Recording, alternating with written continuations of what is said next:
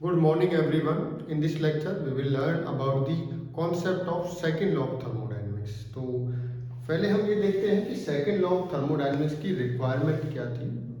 Because जो first law of thermodynamics था उसकी कुछ लिमिटेशंस थी जिसके कारण सेकंड लॉ ऑफ थर्मोडायनेमिक्स की फॉर्मेशन हुई।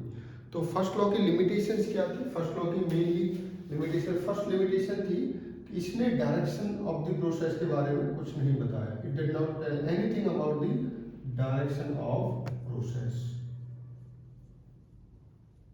नेक्स्ट, फर्स्ट लॉ ने ये तो बता दिया कि एनर्जी एक फॉर्म से दूसरे फॉर्म में ट्रांसफर हो सकती है, जैसे हीट और वर्क, बट ये नहीं बताया कि कंप्लीटली कन्वर्ट हो सकती है या नहीं। That means amount of heat which can be converted into work. ठीक है, इसने अमाउंट नहीं बताया, amount of heat which can be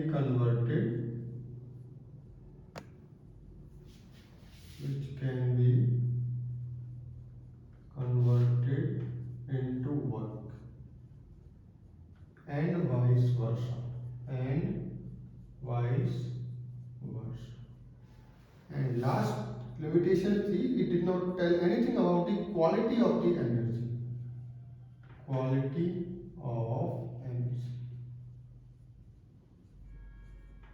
quantity wise energy conserve होती है, बट क्वालिटी वाइज कोई भी स्टेटमेंट फर्स्ट लॉ ने नहीं दी। That mean these were the limitations of first law of thermodynamics. पहले डायरेक्शन के बारे में कुछ नहीं बताया, प्रोसेस की कौन सी डायरेक्शन में पॉसिबल है, किस में फिजिबल है, नहीं है। सेकंड, ये नहीं बताया कि वर्क और हीट कितना अमाउंट हीट वर्क में कन्वर्ट हो सकता है, कितना वर्क हीट में कन्वर्ट हो सकता है। ठीक है, और लास्ट में क्वालिटी ऑफ एनर्जी के बारे में कुछ नहीं बताया। अब इन तीनों को हम एग्जांपल से समझते हैं।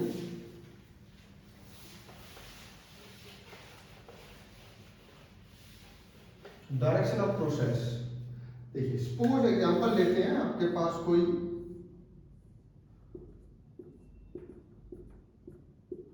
कप ऑफ टी है। ठीक है, कोई कप है, उसके अंदर चाय रखी हुई है। टी का टेम्परेचर कितना है? सपोज 30 डिग्री सेल्सियस, और सराउंडिंग का टेम्परेचर है 20 डिग्री सेल्सियस। तो अकॉर्डिंग टू फर्स्ट लॉ ने बताया कि जितनी एनर्जी जो टी से लॉस होगी उतनी ही एनर्जी एनवायरमेंट में गेन होगी। That means the heat loss by the cup of tea equal to heat gain by the surroundings. That was okay. Now consider the reverse of this. First law of thermodynamics के according ये बिल्कुल ठीक है, conservation of energy से बोला। अब इसका reverse assume करते हैं। रिवर्स क्या है कि ये जो हॉट टी है, hot T, it is getting hotter bye gaining the heat from the environment. हम मानते हैं कि इन्वायरमेंट से हीट गेन करके ये और भी हॉट हो रही है। तो according to first law of thermodynamics क्या होगा कि जितनी हीट यहां से सराउंडिंग से लॉस होगी, उतनी ही हीट कहां पर गेन होगी? कब? जितनी सराउंडिंग्स में हीट लॉस होगी, that is heat loss by the surroundings,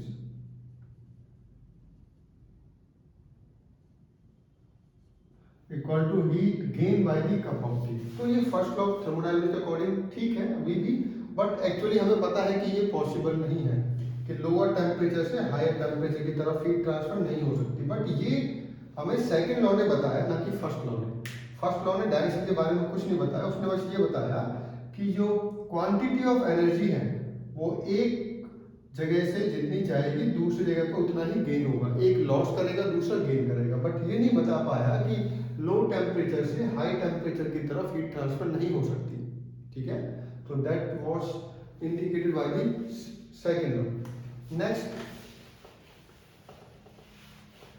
एक एग्जांपल और लेते हैं फिजिबिलिटी के लिए।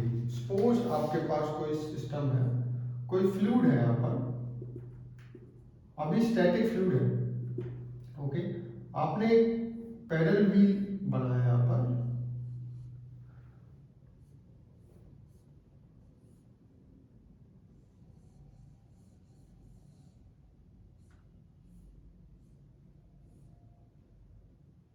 सपोज ये कोई आपका लोड है। अब ये जो वेट है, वेट डाउन होगा, डाउन होने के कारण ये मूव करेगा पेडल, और आपकी मूवमेंट स्टार्ट हो जाएगी इसमें, ठीक है, जो मॉलिक्यूलर मूवमेंट स्टार्ट हो जाएगी, मॉलिक्यूलर मूवमेंट, ओके। बट क्या मॉलिक्यूलर मूवमेंट से आप, अगर इसको मैं रिवर्स करता हूं, क्या मॉलिक्यूलर मूवमेंट से वेट को रेज कर सकते हो? वेट डाउन हुआ जिसके कारण मॉलिक्यूलर मूवमेंट हुई, बट क्या पॉसिबल है कि मॉलिक्यूलर मूवमेंट से आप इसको वेट को रेज कर सको? ऐसा पॉसिबल नहीं है। दैट मीन्स कुछ प्रोसेसेस रिवर्स नहीं की जा सकती, ठीक है। तो ये भी हमें फर्स्ट लॉ ने नहीं बताया, दैट मीन्स फिजिबिलिटी के बारे में नहीं बताया कि ये पॉसिबल नहीं है, वो हमें बताया second law of thermodynamics. Last हमें बताया हीट और वर्क, हीट और वर्क में रिलेशन, हीट और work. First law of thermodynamics ने बता दिया कि एनर्जी एक फॉर्म से दूसरे फॉर्म में कन्वर्ट हो सकती है, बट उसकी क्वांटिटी वाइज नहीं बताया कि कितनी क्वांटिटी एक जगह से दूसरी जगह में ट्रांसफर हो सकती है। तो अगर मैं हीट की बात करता हूं, तो क्या हीट वर्क में कन्वर्ट हो सकता है कंप्लीटली? जो कि सेकेंड लॉ ने बताया कि पॉसिबल नहीं है। Complete heat transfer into work is not possible, but complete work transfer into heat is possible. This is not possible, this is possible, but ये हमें सेकेंड लॉ ने बताया। फर्स्ट लॉ ने कुछ नहीं बताया कि हीट और वर्क कितना ट्रांसफर हो सकते हैं एक फॉर्म से दूसरे फॉर्म में, ठीक है। लास्ट क्वालिटी वाइज, क्वालिटी के बारे में भी कुछ नहीं बताया फर्स्ट लॉ ऑफ थर्मोडायनेमिक्स ने। तो सेकेंड लॉ ने हमें बताया कि एनर्जी आपकी क्वांटिटी वाइज तो कंजर्व रहती है, बट क्वालिटी वाइज डिग्रेड होती है। क्वालिटी वाइज क्या होती है? डिग्रेड। तो ये हमें फर्स्ट लॉ ने नहीं बताया। तो फर्स्ट लॉ की ये लिमिटेशन थी, जिसके कारण हमें सेकेंड लॉ की फॉर्मेशन करनी पड़ी। तो अब हम पढ़ते हैं second law, second law of thermodynamics.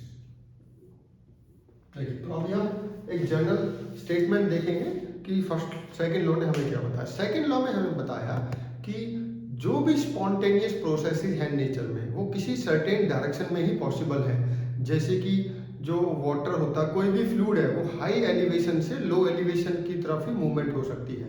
Heat हमेशा हायर टेम्परेचर से लोअर टेम्परेचर की तरफ मूव कर सकती है। कोई भी मास है, उसका डिफ्यूजन हाई कंसंट्रेशन से लो कंसंट्रेशन की तरफ होता है। दैट मीन जो भी स्पॉन्टेनियस प्रोसेस है नेचर में, वो सर्टेन डायरेक्शन में होती है, इनका रिवर्स पॉसिबल नहीं है। नेक्स्ट, सेकेंड लॉ ने हमें ये भी बताया कि अगर आप कोई डिवाइस फॉर्मेशन करते हो, कोई इंजन बनाते हो, कोई हीट इंजन बनाते हो, तो उसकी मैक्सिमम एफिशिएंसी क्या हो सकती है किसी दो टेम्परेचर लिमिट्स के बीच में। तो ये भी सेकेंड लॉ ने हमें बताया। सेकेंड लॉ ने हमें ये भी बताया कि एनर्जी आपकी क्वांटिटी वाइज कंजर्व हो सकती है, बट क्वालिटी वाइज वो डिग्रेड होती है। जैसे ही एक सोर्स से दूसरे सोर्स की तरफ जाती है, एक फॉर्म से दूसरे फॉर्म में जाती है, तो वो डिग्रेड होना स्टार्ट कर देती है, ठीक है। तो सेकेंड लॉ ने हमें डिफरेंट साइंटिस्ट थे जिन्होंने स्टेटमेंट दी। एक कैल्विन प्लांक स्टेटमेंट पढ़ेंगे हम इसमें, एक क्लॉसियस स्टेटमेंट पढ़ेंगे, उसके बाद इसमें एंट्रोपी कॉन्सेप्ट हम देखेंगे। एंट्रोपी हमें ये बताती है कि कोई प्रोसेस रिवर्सिबल है या इरिवर्सिबल है। अगर इरिवर्सिबल है तो how much irreversibility is there, that will be tell according to the entropy. तो मेन डेप्थ हमें सेकेंड लॉ ने क्या बताया? फर्स्ट हमें ये बताया सेकेंड लॉ ने कि जो भी all spontaneous processes, all spontaneous processes in nature occurs in certain direction only, ठीक है। तो फर्स्ट लॉ, इसका एग्जांपल मैं आपको दे चुका हूं, जैसे हायर एलिवेशन से लोअर एलिवेशन की तरफ मोशन होता है लिक्विड का, उसी टाइप से हीट जो हायर टेम्परेचर से लोअर टेम्परेचर की तरफ जाती है, उसी टाइप से मास का जो डिफ्यूजन होता है वो हायर कंसंट्रेशन से लोअर कंसंट्रेशन की तरफ होता है। ठीक है, ये हमें second law of thermodynamics. Second law ने हमें ये भी बताया कि कोई मैक्सिमम एफिशिएंसी कितनी हो सकती है किसी हीट इंजन की। ठीक है, the maximum amount of maximum possible efficiency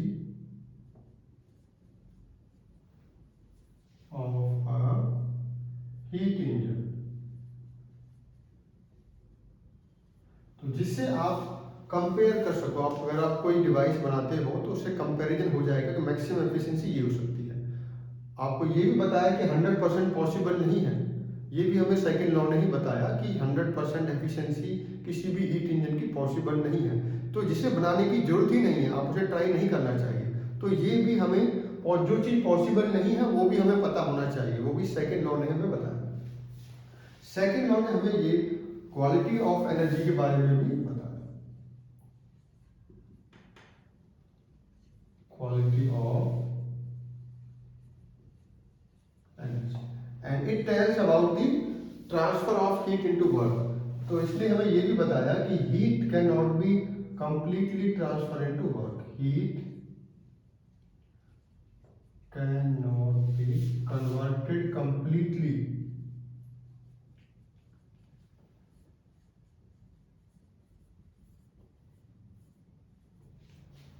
into work, but work can be completely converted into heat. ठीक है, but vice versa is possible, but work can be completely converted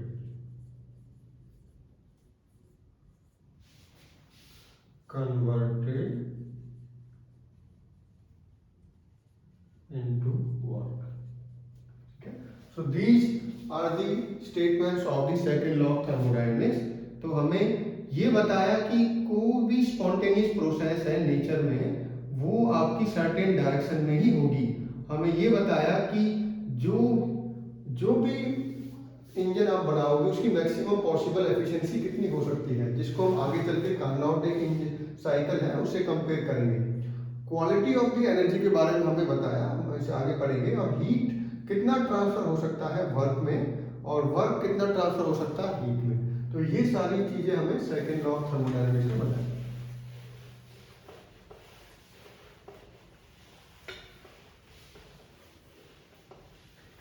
अब क्या क्या इसमें हमें पढ़ना है, तो इसमें सबसे पहले हम एक कॉन्सेप्ट देखेंगे जिसका नाम होता है cyclic heat engine, cyclic heat engine. उसके बाद फिर हम कॉन्सेप्ट देखेंगे रिजर्वॉयर्स, थर्मल एनर्जी रिजर्वॉयर्स को हम TER बुलाते हैं, thermal energy reservoirs, thermal energy reservoirs. ठीक है, तो पहले और भी इसमें हम एंट्रोपी का कॉन्सेप्ट भी देखेंगे, reversible and irreversible, reversible and irreversible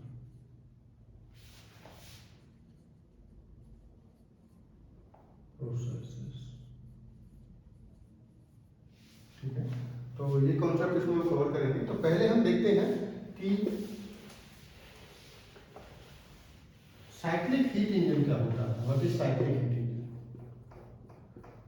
एक ऐसा हीट इंजन जो किसी थर्मोडायनेमिक साइकिल, ठीक है, साइकिल को ऑपरेट करेगा, जहां पर हीट इनपुट देंगे और आउटपुट में क्या मिलेगा, आपको वर्क मिलेगा।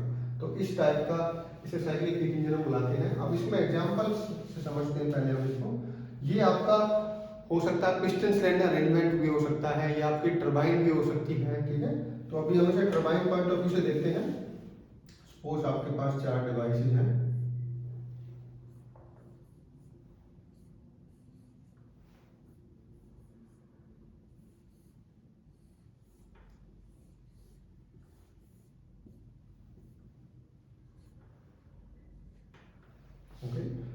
हम स्टीम टरबाइन को देखते हैं as a cyclic heat engine.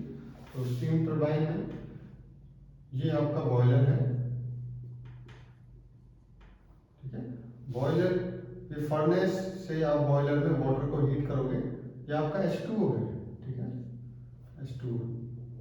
तो बॉयलर के बंद के बाद इसका फेज चेंज हो जाएगा, ये वेपर में कन्वर्ट हो जाता है, यहाँ पर लिक्विड फॉर्म में रहता है।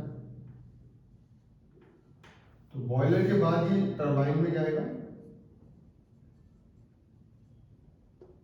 ओके।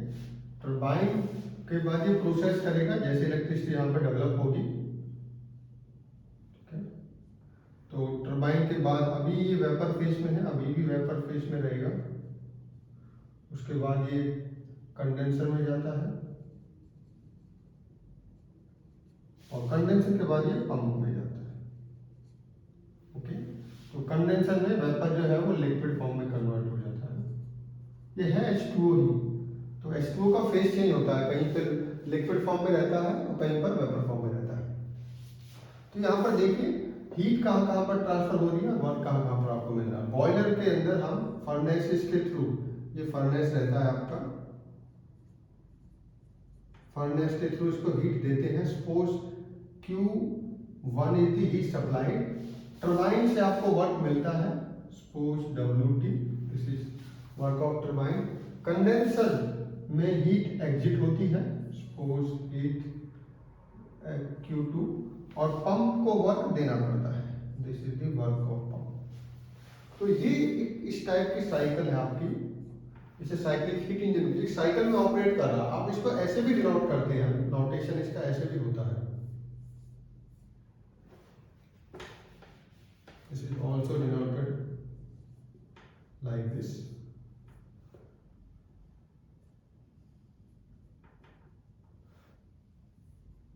ये हायर टेम्परेचर है आपका, ये लोअर टेम्परेचर है, यहाँ से हीट सप्लाई कर रहे हो, ये रिजेक्ट हो रहा है आपका, और हीट वर्क आपको मिल रहा है, ठीक है। ये नेट वर्क होता है, नेट वर्क।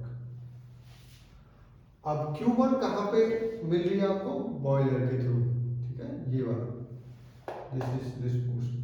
इसको आप टेम्परेचर T1 मान सकते हो, suppose this is temperature T1 and this is temperature T2।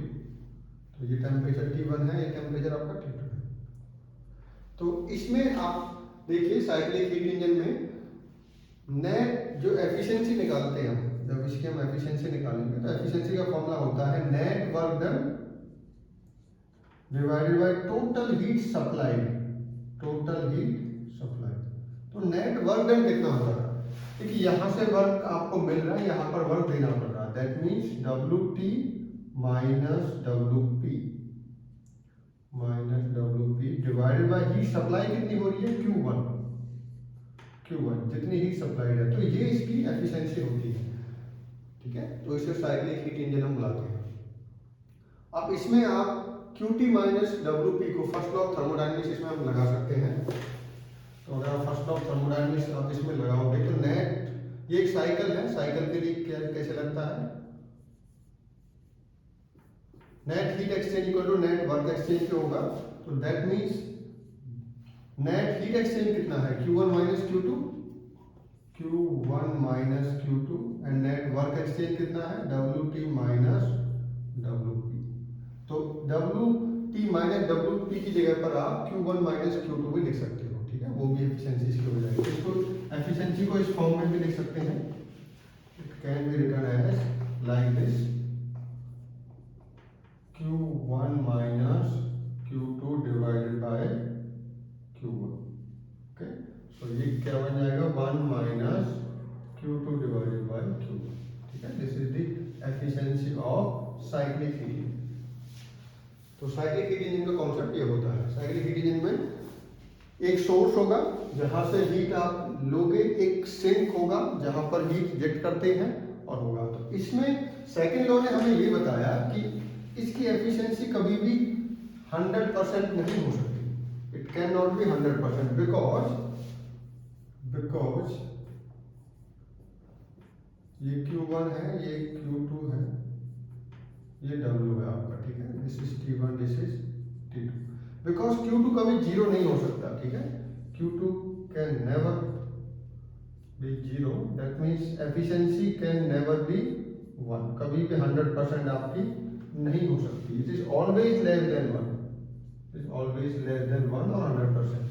तो ये हमें सेकेंड लॉ ने बता दिया था कि अगर आपको कोई हीट इंजन बनाना है तो कभी भी 100% एफिशिएंसी के लिए आपको टारगेट नहीं करना है। कितना मैक्सिमम पॉसिबल है वो आगे चल के एक साइकिल बनी थी जिसका नाम था कार्नोट साइकिल। तो कार्नोट साइकिल की जितनी एफिशिएंसी होगी उससे कम ही आपको मिलेगी, उससे ज़्यादा कभी नहीं मिल सकती। उसके बराबर या उससे कम मिलेगी, बराबर तभी मिल सकती है जब आप कार्नोट साइकिल की तरफ इंजन को बनाओगे, ठीक है। तो ये कॉन्सेप्ट हमें सेकंड लॉ ऑफ थर्मोडायनेमिक्स ने बताया। तो रिमेनिंग टॉपिक्स हम नेक्स्ट लेक्चर में कवर करेंगे। Thank you.